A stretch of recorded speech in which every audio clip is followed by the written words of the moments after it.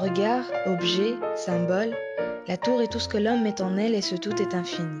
Spectacle regardé et regardant, édifice inutile et irremplaçable, monte familier et symbole héroïque, témoin d'un siècle et monument toujours neuf, objet inimitable et sans cesse reproduit.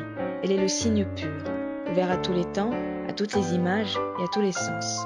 La métaphore sans frein. À travers la tour, les hommes exercent cette grande fonction de l'imaginaire qui est leur liberté, puisqu'aucune histoire, si sombre soit-elle, n'a jamais pu la leur enlever. La Dame de Fer, vedette incontestée de l'exposition universelle de 1889, la tour de M. Eiffel est tout d'abord le symbole du progrès industriel avant de devenir à jamais celui de Paris.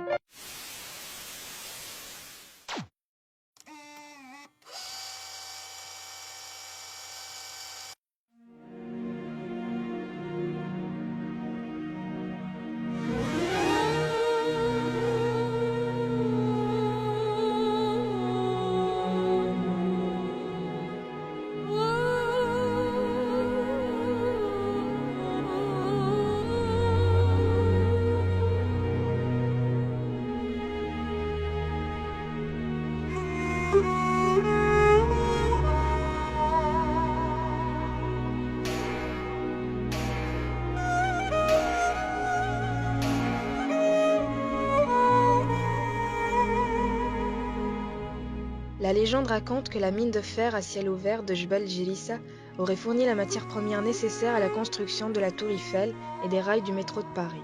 On dit aussi que les Français l'auraient acheté en 1888, 7 ans après la colonisation, aux Gébalis, tribu berbère, pour 1 kilo de halfa et une livre de figues sèches.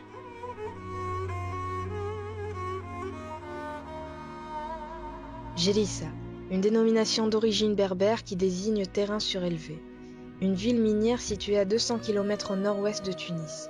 L'histoire contemporaine de la ville est en relation avec la mine, où son fond s'étale sous forme de galeries horizontales qui parcourent toute la masse de la montagne.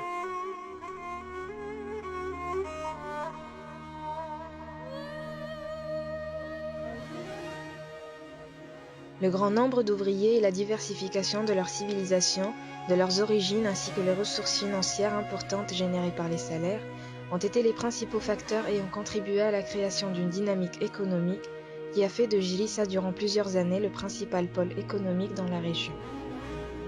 En plein pays berbère, du côté de la table de Jugurtha, ils avaient implanté cette drôle de ville typiquement française, avec son église, son cimetière chrétien, ses tuiles rouges, ses bars, ses cercles de jeu, ses 3 terrains de tennis et son boulodrome qui vaudra à la Tunisie de devenir champion du monde de pétanque en 1973. Les principaux bâtiments existants dans le noyau de la cité sont ceux liés à l'activité minière. Le bâtiment de la direction de la mine abritait le siège de la société de Jbel Jélissa. Les ateliers et magasins assuraient l'entretien et la répartition des différents matériels techniques du carreau de mine. Prospère jusqu'aux années 70, cette ville minière attirait aux côtés des Tunisiens de toutes les régions une main-d'œuvre de toute origine, maltaise, italienne, espagnole, algérienne, marocaine, sénégalaise, et de toutes les confessions, musulmanes, juifs, chrétiens.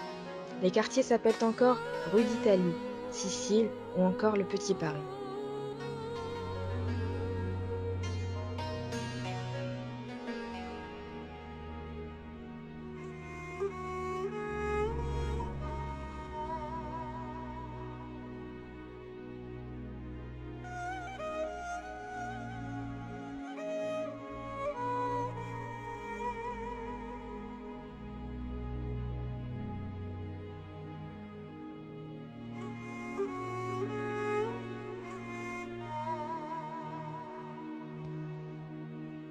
La Villa Morin fut le premier logement construit en 1900, comme étant la direction de la mine en rez-de-chaussée et l'hébergement du directeur général de la société d'exploitation à l'étage, un vocabulaire architectural spécifique qui marque le territoire.